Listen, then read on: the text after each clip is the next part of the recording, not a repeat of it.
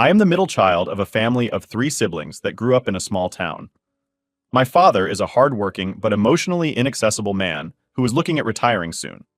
My mother is a kowtowing housewife from a traditional conservative and religious background. They raised me and I love them, but they have always considered me a disappointment. My older brother is a golden child. He's 40, married to a completely vapid and quiet woman. They have two boys, both into sports punching, and I think they are complete brats. My brother's job has been mainly selling cars, and he works at a dealership nearby. As an adult, he took on this. I am a mentor to the handicapped attitude around me, like I am mentally deficient and should be grateful to his charity towards me. Most of his advice is just torment in another form, a chance to boast about his cars.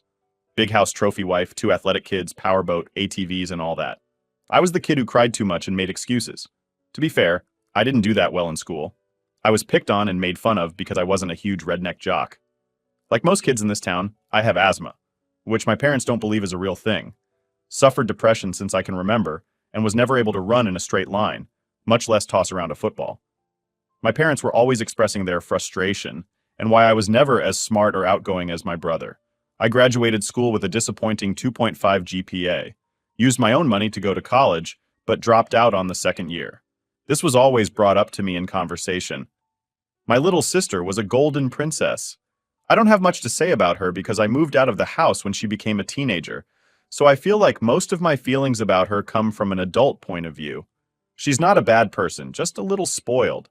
She engages with the way my parents and brother use on me, but it's mostly parroting, I think, to avoid being the low one on the totem pole. She married at 19, had a grand wedding, and has 3 kids of her own. The only one I like is her middle child, and I am sure it's projected sympathy because she reminds me of what it was like to be the middle child, and she's always getting picked on. I was always an antisocial and awkward nerd after I dropped out of college. I worked at a gaming and comic book store, which has been out of business for over 7 years, but my parents kept using it in present tense. While there, I met a fellow geek who was looking to start a tech business, and he and I started a support business that grew and grew.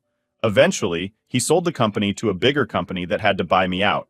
They did so with cash and stock, and then their stock did really well. During this time, I invested or created some extra business interests with a lot of them being lucrative, without getting too much into it. I am currently worth 7 figures of assets and currently work as a CTO of another private startup. But I don't live extravagantly because I don't need to. I drive a 15-year-old Saturn, live in a 2-bedroom house, albeit a nice neighborhood, and all my furniture is secondhand. I'm still single, see a therapist, and I'm busy. Most of the time I have to fight alcoholism, which my parents do not support whatsoever, because they think that it's all in my head like the asthma and depression. My parents expect me to be at dinner every Sunday, but they live at the other end of the state, a 90 to 120-minute drive each way, and that takes up most of my son half of my weekend. But they just assume as a single mental case. As my brother calls me openly, I don't have anything better to do. For 3 hours I had to endure everything from coerced praise of my brother's latest big sale, to being told advice on how to live my life, grow up, get married, and be an adult for once. If I skip a dinner, I'll hear about it. Next? Dinner. My parents haven't said I am a moocher per se, but it's implied, which always puzzles me. In fact, I never have a good answer from my therapist as to why I still kept going, because any success I have had is belittled or redefined in some negative light. I haven't exactly shared my life with anyone back home until very recently. Everyone still thought I worked in that gaming store.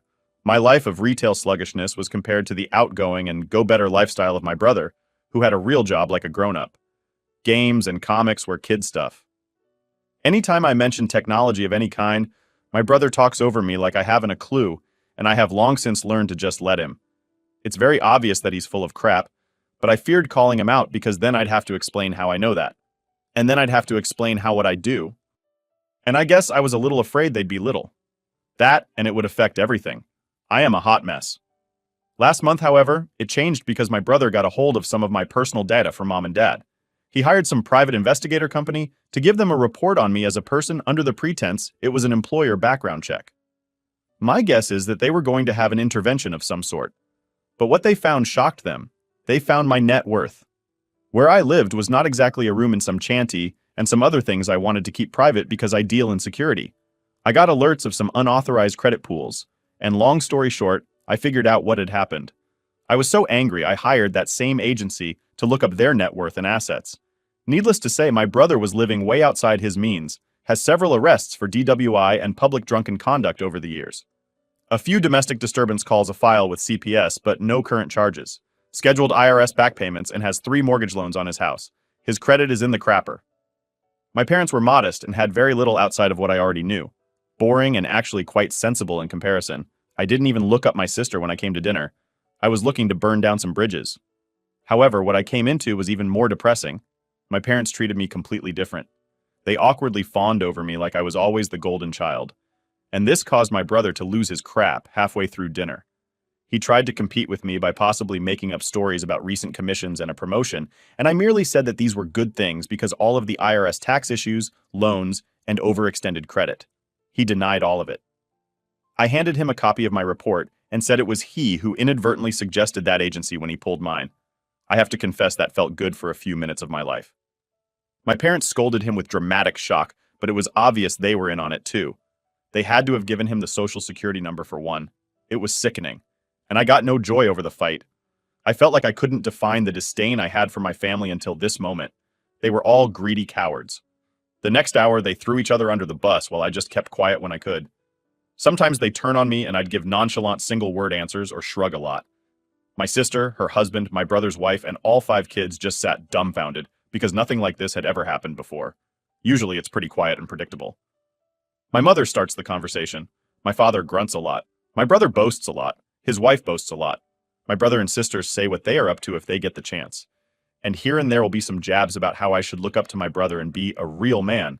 Now, it was my mom and dad and my brother screaming about all this old news like crap that happened to the family 20, 30 years ago, and whose fault it really was. Like everything unraveled in an email.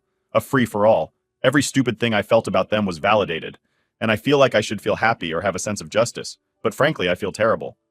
I don't think I handled it well. I knew they were awful people. What was I hoping to accomplish by dragging my brother's dirty linen out? Now his kids know, for heaven's sake. It ended when my brother red in the face with fury, blamed me for causing all the problems in this family in one huge summary. You should have never been born. You could tell my mom and dad were trying to shush him in a panic, something I've never seen them do before that night. But they never acknowledged how they treated me before. I got up at some point and told them I was tired of them all, and I wasn't coming back to dinner anymore. Then my parents accused me of withholding from them. They said some niece or nephew had some ailment I could have fixed and turned a blind eye. I was never aware of these things and no one asked me for help. Frankly, I think they were making it all up on the spot. But I didn't say that. We thought you worked at a comic book store? No, I stopped correcting you 10 years ago. It hasn't been in business since 2011, something I mentioned more than once. Oh, how these narcissists rewrote history was beyond appalling and straight to embarrassing. I finally just walked out and drove home. I have mixed feelings. I feel kind of violated that now. They know how much I'm worth and there is definitely going to be pressure to pay them back because I saw them do this to my brother. I don't want to deal with that. Yes, I am grateful my mom and dad gave me hot food, fresh water, and my own bed to sleep growing up. Yes, we went to amusement parks every summer. And no, I was not beaten by my parents at least. But I was definitely not their favorite. And I feel like any accomplishments I have had as an adult was done in spite of my upbringing. I grew up with them looking the other way when my brother punched me, kicked me, and verbally abused me. Even if they think verbal A is not a real thing, I feel like I'm just done. I know they are my family, but I am just so done with them all. I don't want them to die or anything. I just want to completely cut ties with them and close that chapter in my life. Of course, if I get a girlfriend and want to get married and have kids, how am I going to approach that? Now for the top comments before the update, go! No contact. The only reason they wanted you around before was so they could belittle you to make themselves feel good. And the only reason they want you around now is to get some of your money.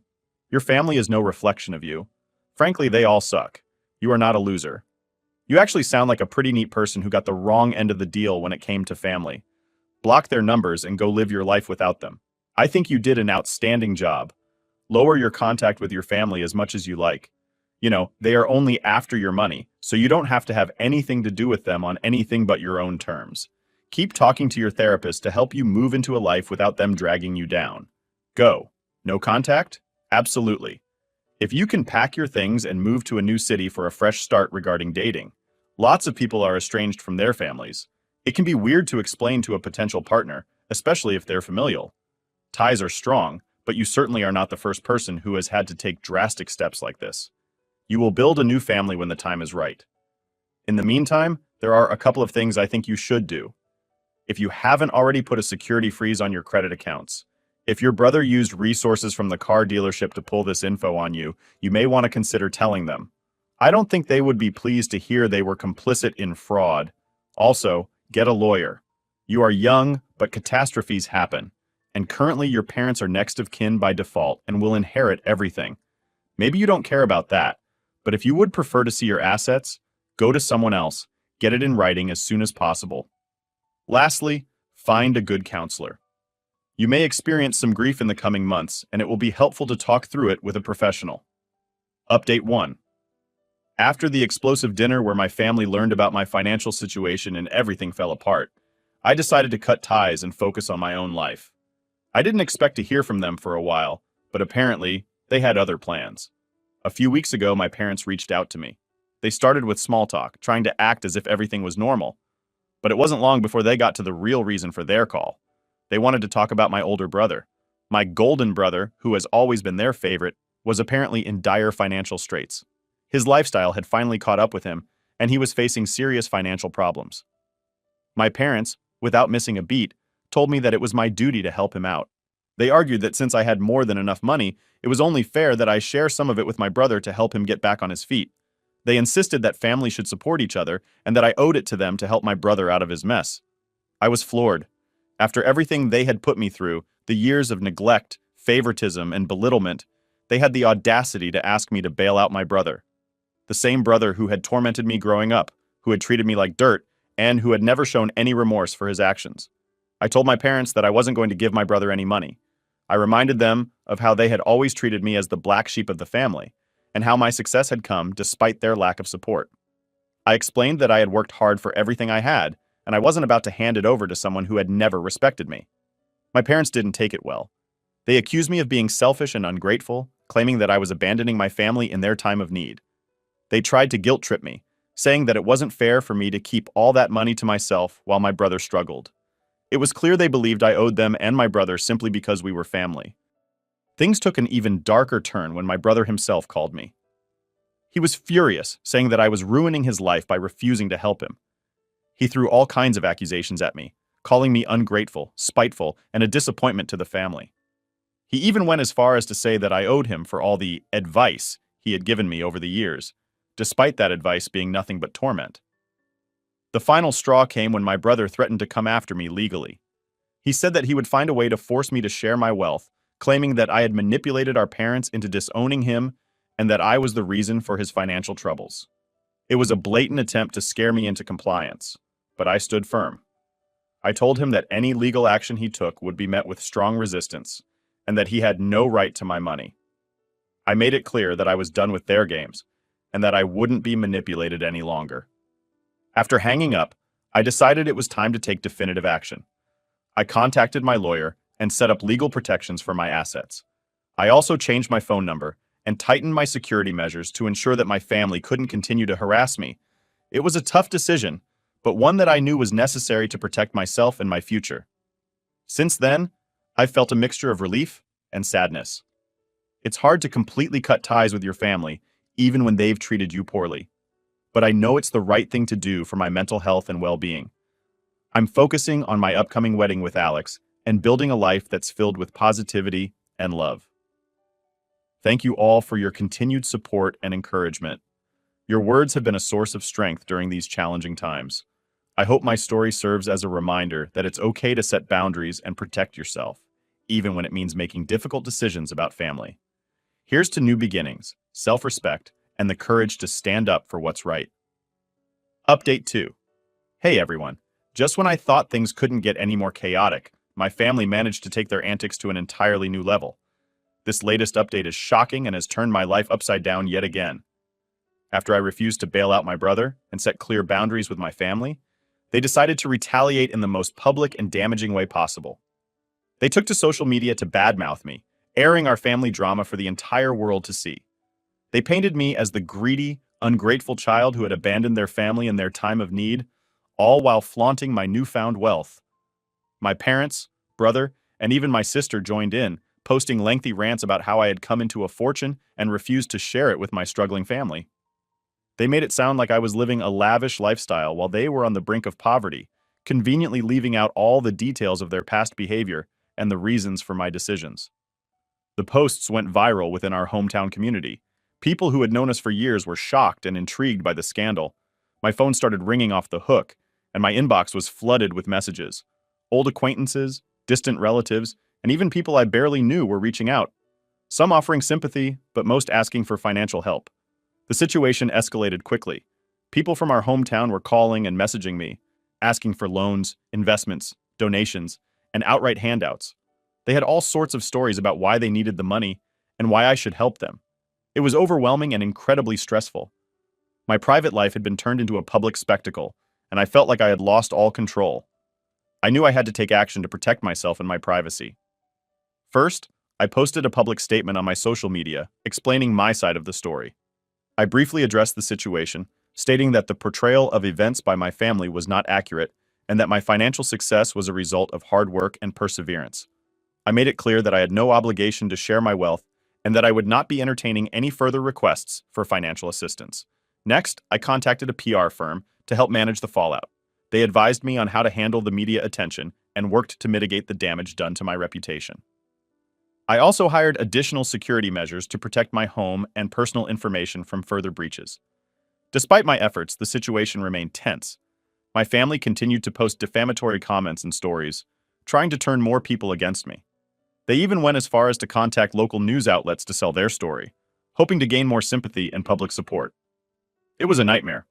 I've also been in close contact with my therapist, working through the emotional toll of this situation. It's been incredibly challenging, but I'm determined to come out stronger on the other side. To those who reached out with genuine concern and support, I am deeply grateful. Your kindness has been a beacon of light during these dark times. For those who sought to take advantage of my situation, I hope you understand that my decision to protect my privacy and well-being is not a reflection of my character, but a necessary step to safeguard my future. Thank you all for standing by me and offering your support. Your encouragement has been invaluable, and I hope my story continues to inspire others to stand up for themselves, even in the face of adversity. Here's to resilience, privacy, and the strength to navigate life's unexpected challenges with grace and courage. Update 3. Hey everyone, just when I thought my life was settling into a new normal, another shocking twist has turned everything upside down. This update includes some incredible highs and some dramatic lows, all of which have left me reeling. First, the good news. Over the past few months, I met an amazing woman named Emma. We connected through mutual friends, and from our first date, there was an undeniable spark. Emma is kind, intelligent, and incredibly supportive. She knows all about my tumultuous family history and has been a source of unwavering strength as I navigated the recent chaos. Our relationship blossomed quickly, and it became clear to me that Emma is the one I want to spend the rest of my life with. She brings joy and stability into my life, and I can't imagine a future without her. So, I made a decision. I bought an engagement ring and planned a romantic proposal. I'm going to ask Emma to marry me this weekend, and I couldn't be more excited. However, amidst this joy, another family scandal has erupted. Last week, I received a phone call that left me in shock. My older brother has been arrested and is facing serious charges for financial fraud. The news hit me like a ton of bricks. Despite all the animosity and the terrible things he's done, I never expected something like this to happen. From what I've gathered, my brother had been involved in some shady business dealings at the car dealership where he worked. He had been manipulating financial records, embezzling funds, and defrauding customers. His reckless lifestyle and mounting debts had driven him to desperate measures, and now he was paying the price. The news quickly spread through our hometown, adding another layer of scandal to our already troubled family reputation. My parents are devastated, and the community is buzzing with gossip. Despite everything, I couldn't help but feel a pang of sympathy for my brother. He had made terrible choices, but seeing him go to jail was still a hard pill to swallow. In the midst of this turmoil, I've had to stay focused on my upcoming proposal to Emma. She's been a beacon of hope and positivity, and I want to make this moment special for both of us. I've planned a beautiful evening at our favorite spot overlooking the city, where I'll ask her to be my partner for life. This journey has been a whirlwind of emotions, and I'm grateful for the support of my friends, my therapist, and especially Emma. They've helped me stay grounded and focused on what truly matters. Despite the chaos with my family, I'm determined to move forward and build a life filled with love and happiness. Thank you all for your continued support and encouragement. Your messages have been a source of strength during these challenging times. Update 4. Hey everyone, I didn't think things could get any more dramatic, but my family has once again outdone themselves. Just as I was preparing to propose to Emma, my family's desperate attempts to sabotage my happiness have reached a new shocking low. After planning the perfect proposal for Emma, I was on cloud 9. Everything was set for the big day, and I couldn't wait to ask her to be my wife. However, just days before the proposal, Emma came to me looking deeply troubled. She had received several messages and phone calls from my family, and what she told me left me furious. My parents and brother, in their never-ending quest to control and manipulate, had reached out to Emma behind my back. They told her a series of lies, painting me as a spoiled, ungrateful brat who had always taken advantage of them. They claimed that I was untrustworthy, selfish, and not the kind of person she should marry. They went as far as to say that if she married me, she would be making the biggest mistake of her life. Emma, to her credit, didn't take their words at face value. She knows me well and understands the complexities of my family dynamics. But the sheer audacity and malice of their actions shook her, and she was understandably upset. She showed me the messages and recounted the phone calls, and I could feel my blood boiling with each word. This was the final straw. My family had crossed a line, and I knew I couldn't let this go unaddressed. Their actions were not just a violation of my privacy, but a deliberate attempt to ruin my relationship and my future happiness. It was clear that they would stop at nothing to maintain their toxic hold over my life. After discussing it with Emma, I decided to take legal action. I contacted my lawyer and explained the situation. He advised me to file for a restraining order against my family to protect both myself and Emma from their harassment. I gathered all the evidence, messages, call logs, and witness statements from Emma, and prepared to take my case to the authorities. Filing the police report was a surreal experience. I never imagined that I would have to go to such lengths to protect myself from my own family, but their relentless behavior left me no choice. The police were sympathetic and took my complaint seriously, initiating the process to secure a restraining order. As the legal proceedings began, I felt a mix of emotions: anger, sadness, and relief. I was angry that my family had pushed me to this point, sad that our relationship had deteriorated so completely, but relieved that I was finally taking steps to protect myself and those I love. In the midst of all this chaos, I went ahead with the proposal. I took Emma to our favorite spot overlooking the city, and with my heart pounding, asked her to marry me. She said yes, and despite everything, it was one of the happiest moments of my life. Emma's support and love have been a beacon of hope through these dark times. The restraining order has been granted, and my family is now legally prohibited from contacting me or Emma. It's a tough pill to swallow, but I know it's the right thing to do. Protecting our peace and happiness is my top priority, and I won't allow anyone to jeopardize that. Thank you all for your unwavering support and encouragement. Your words have been a source of strength during these incredibly challenging times. Update 5.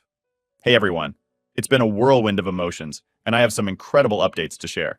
This journey has been nothing short of a roller coaster, and the latest events have brought both joy and a final, shocking confrontation with my family. Emma and I have officially tied the knot. Our wedding was everything we dreamed of and more.